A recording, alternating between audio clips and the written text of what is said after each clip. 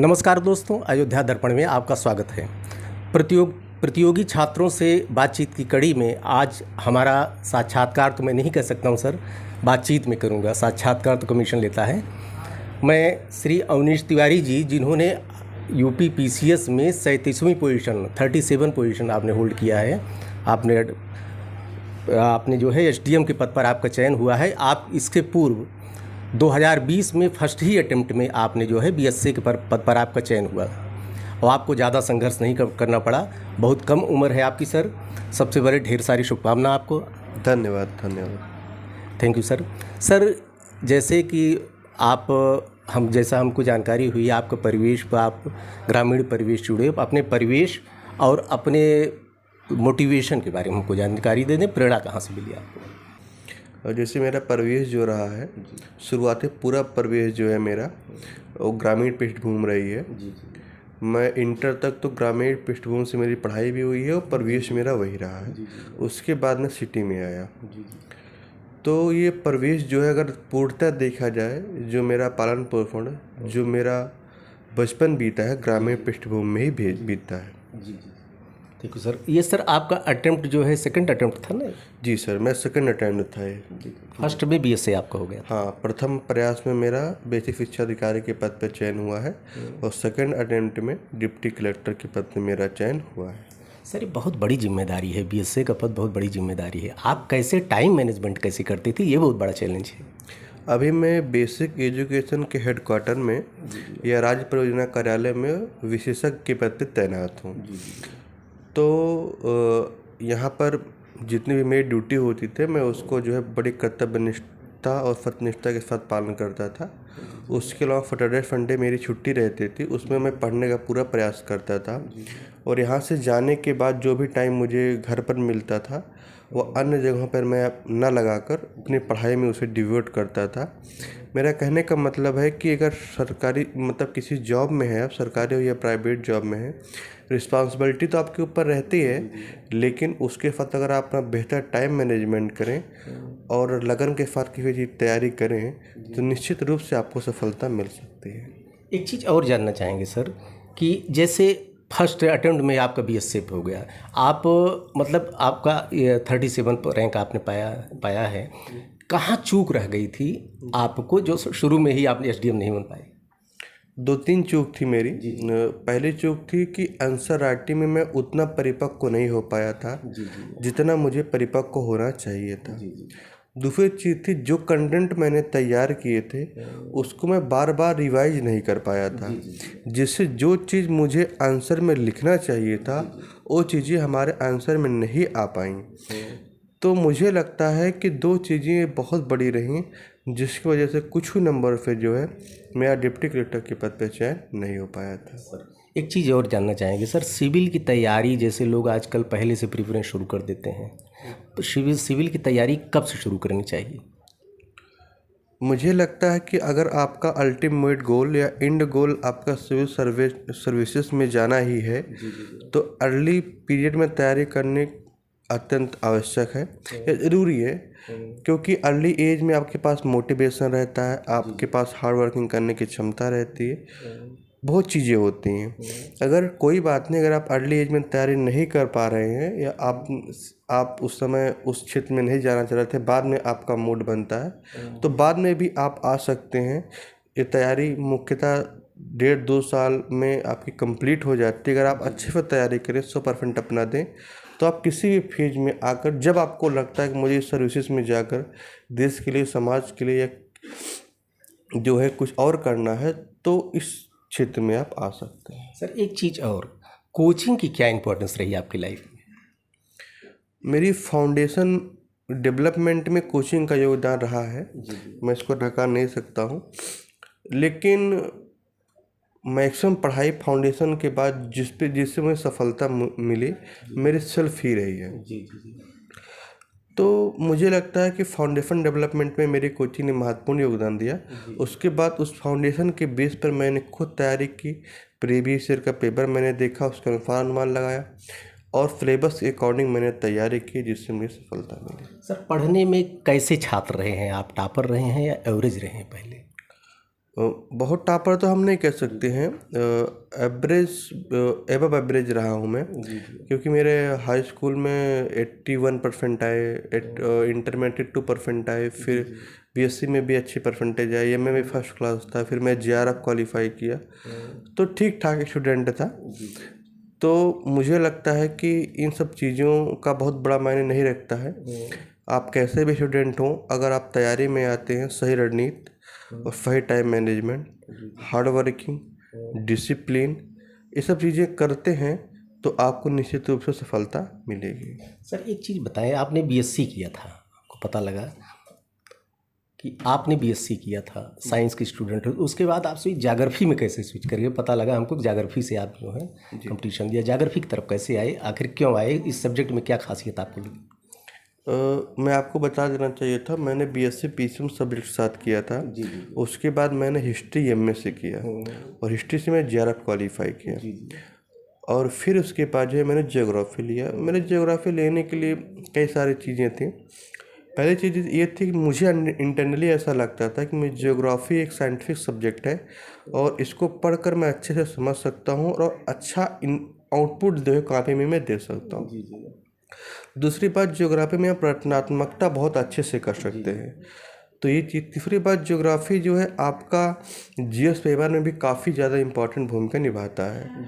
चौथी चीज़, एडमिनिस्ट्रेशन में भी जो है ज्योग्राफी काफ़ी महत्वपूर्ण योगदान देता है। और पांचवी चीज़, ज्योग्राफी में रचनात्मकता है, क्रिएटिविटी आप कर सकते हैं, इसका बेस लेकर आप अन्य जीएस के पेपर में भी क्रिएटिविटी कर सकते हैं। तो ये सब चीज़ें नहीं जिसकी वजह से जो है मैंने ज्योग्राफी ऑप्ट किया। सर सिविल 3 चरण में होता है, प्री, मेंस और इंटरव्यू, साक्षात्कार। तो बताइए सर, तीनों चरणों की क्या क्या स्ट्रेटजी आपने अपनाई?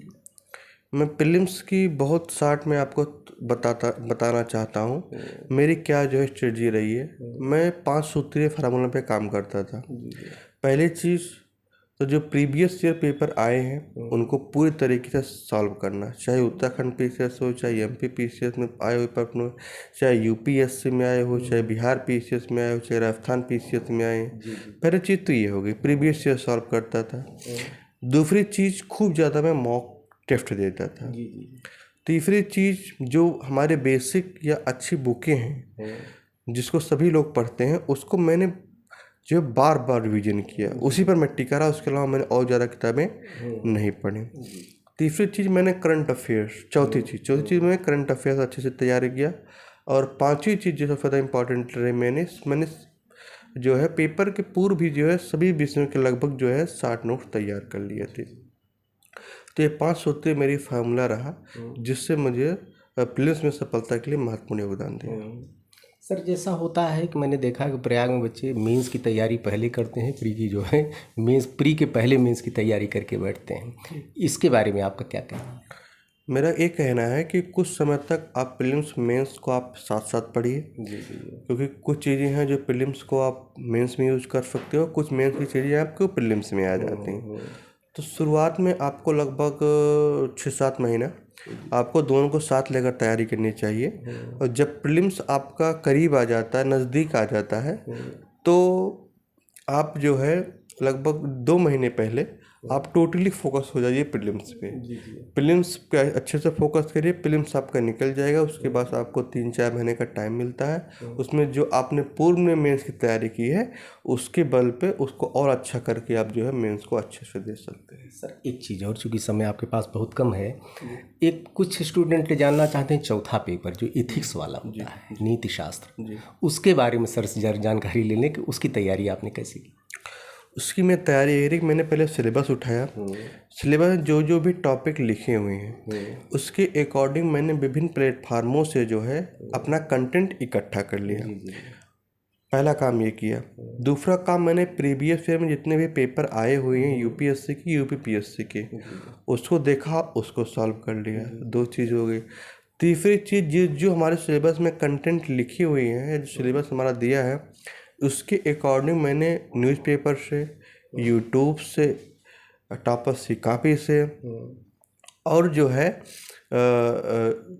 सेकेंड ARC से, और जो है मैंने विभिन्न प्लेटफार्मों पे जो है मैंने वो एग्जाम्पल कलेक्ट कर लिए। एग्जाम्पल को मैं करेक्ट करके रखा था और हर एक आंसर में मैं एग्जाम्पल डालने का प्रयास करता था। चौथी चीज़ आपको जिसमें करना, सेकंड ऐप से कि जो फोर्थ रिपोर्ट आती है उसको पढ़ना है और उसके शॉर्ट नोट बना के रख लेना है, उसको हर आंसर में आपको यूज करना है। तो मेरी स्ट्रेटजी सिंपल रही और मुझे लगता है अगर ये सब चीज़ आप फॉलो करते हैं तो आपको फोर्थ पेपर में सफलता मिलेगी। सर ये वैकल्पिक विषय का की क्या इम्पोर्टेंस है? वैकल्पिक विषय के संदर्भ में बड़ा सशंकित रहते हैं। कुछ कंपटीशन टाइप कम्पिटिटिव सब्जेक्ट ही होते हैं जी अब कुछ होते हैं जैसे पहले प्रीलिम्स होता था वो सब्जेक्ट प्री माइंडेड होता था। जी। तो सर आप थोड़ा वैकल्पिक विषय के बारे में बता दें, इसकी क्या इम्पोर्टेंस है? वैकल्पिक विषय काफ़ी इम्पोर्टेंस है। जैसे हमारे पीसीएस में 400 नंबर का वैकल्पिक विषय आता है, तो मुझे लगता है काफ़ी इम्पोर्टेंट लगता है, काफ़ी वेटेज रहता है। इसलिए मैं छात्रों को, आगामी जो छात्र हैं जो एग्ज़ाम में पार्टिसिपेट करना चाह रहे हैं, उनको मैं सलाह देना चाहूँगा कि ऐसा आप ऑफलाइन पेपर चूज करें जो अच्छा स्कोरिंग हो। दूसरी चीज़ वो उसमें अच्छे कंटेंट आपको उपलब्ध हों। तीसरी चीज़ उसमें आपकी रुचि हो। ये सब चीज़ें होनी चाहिए जिसका चुनाव आपको ऑफलाइन पेपर करते समय करनी चाहिए। एक और छात्र जानना चाहते हैं सर कि आज के समय में जो कि कंपटीशन बहुत टफ होता जा रहा है, कोई ज़रूरी नहीं जिसकी आप तैयार वो आपको मंजिल मिल ही जाए, इसलिए क्या बी प्लान लेकर चलना चाहिए कि नहीं? ये बहुत ही आज के समय में ये प्रश्न उठ रहा है ज़्यादा। देखो, ये डिपेंड करता है आपके फैमिली बैकग्राउंड कैसी है।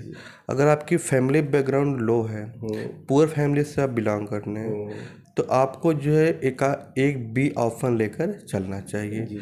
दूसरी चीज़, अगर आपकी फैमिली बैकग्राउंड बहुत अच्छी है कि वो आपके या माँ बाप, आपका फैमिली आपको 3-4 साल 5 साल सर्वाइव कर सकता है, आपको पढ़ा सकता है, सपोर्टिव है, तो मुझे लगता है कि पूरा फोकस आपको जो है सिविल सर्विसेज पे ही करनी चाहिए। सर मीडियम का कितना असर होता है? तो मीडियम का अभी तो ये चर्चा चलती रहती है कि Hindi medium versus English medium. जी बहुत चर्चा चलती है। तो मुझे लगता है कि मैं भी बताना चाहूँगा कि मैं हिंदी मीडियम का एक छात्र हूँ। 2 बार मैंने पेपर दिए, दोनों बार मुझे सफलता मिली, अच्छे रैंक प्राप्त हुए मुझे। तो मुझे लगता है कि मीडियम का आयोग की तरफ से कोई ऐसा पक्षपात नहीं किया जाता है। अगर हम हिंदी मीडियम के या अन्य मीडियम में हैं तो हमें सिलेबस, अच्छा time management, discipline, hard working और जो है पेशेंस, ये सब चीज़ें अगर हम करते हैं तो निश्चित रूप से हम जो है हिंदी मीडियम के साथ भी सफलता प्राप्त कर सकते हैं। सर आपको बहुत टाइम लिया, लेकिन 2 प्रश्न अभी हैं मेरे कि पहली चीज़ तो ये है कि साक्षात्कार में कौन सा ऐसा प्रश्न ऐसा था जिसने आपको असहज किया? मेरे ऑप्शनल से ही 2-3 प्रश्न ऐसे थे जो मुझे नहीं आ रहे थे। शायद मैं पढ़ा नहीं था, उसके विषय मुझे जानकारी नहीं थी। जैसे उन्होंने पूछा कि हिमालय को नापने के लिए समिति गठित की गई है, उस समिति के अध्यक्ष कौन है? ये मुझे नहीं पता था। ठीक। दूसरा उन्होंने पूछा कि विश्व में ऐसी कौन सी ज्वालामुखी जिसकी लोग पूजा करते हैं? ठीक। तो 1-2 प्रश्न ऐसे रहे जो मुझे नहीं आ रहे थे, मैं थोड़ा असहज हुआ, लेकिन फिर भी मैं अपने आप को इंटरव्यू में विनम्र बनाए रखा और सॉरी बोलते हुए अगले प्रश्न को जो है अच्छे से जवाब देने का प्रयास किया। सर 2 प्रश्न एक में मैं कर दे रहा हूँ आपसे। पहली चीज़ तो किस सेक्टर में आप काम करना चाहेंगे, और अंत में एक मैसेज आप कन्वे कर दीजिए। मेरा यही मूलभूत उद्देश्य है कि मैं शिक्षा व्यवस्था, स्वास्थ्य व्यवस्था और जो सरकार की कल्याणकारी योजनाएं चल रही हैं उनको ग्राउंड लेवल पर मैं इम्प्लीमेंट करना चाहता हूं। मैं चाहता हूं कि मैं एक अच्छा प्रशासक बनूं और मैक्सिमम लोगों का कल्याण कर सकूं, तभी मेरे जीवन की सार्थकता सिद्ध होगी। मैं आने वाले जो आगामी प्रतियोगी छात्र हैं मैं उनको सलाह देना चाहता हूं कि आप अगर हार्ड वर्किंग करते हो 100 में 100% या 100 में 99% आप सही डायरेक्शन में अपने साथ न्याय कर रहे हैं तैयारी में, तो मैं इस बात का गारंटी दे सकता हूं कि आपको सफलता ज़रूर मिलेगी। हो सकता है कि सफलता लेट मिले, लेकिन सफलता आपको ज़रूर मिलेगा, ये मैं आपको पूर्ण विश्वास के साथ कह सकता हूँ। अयोध्या दर्पण को सर समय दिया आपने, इसके लिए ढेर सारी शुभकामना, बधाई आपको। अभी सर आईएएस तैयारी कर रहे नहीं आप? सर प्लान है तैयारी करने नहीं का। सर जरूर। जी। तो मुझे लगता है अगर मुझे टाइम मिलता है और मोटिवेशन ऐसे ही बना रहता है तो निश्चित रूप से मैं आगे बढ़ना चाहूँगा। तो अभी उम्र है सर, बहुत अटेम्प्ट सारे बचे होंगे मुझे लग रहा है सर। हाँ बिल्कुल बचे हुए हैं, लेकिन आगे जाने के लिए या जो है तैयारी करने के लिए मोटिवेशन और टाइम बहुत ज़रूरी है। अगर मुझे लगता है अगर मुझे मिलते हैं दोनों चीज़ें तो मैं निश्चित रूप से तैयारी करूँगा। ढेर सारी शुभकामनाएं सर, बधाई आपको एक बार फिर, धन्यवाद सर। Thank you.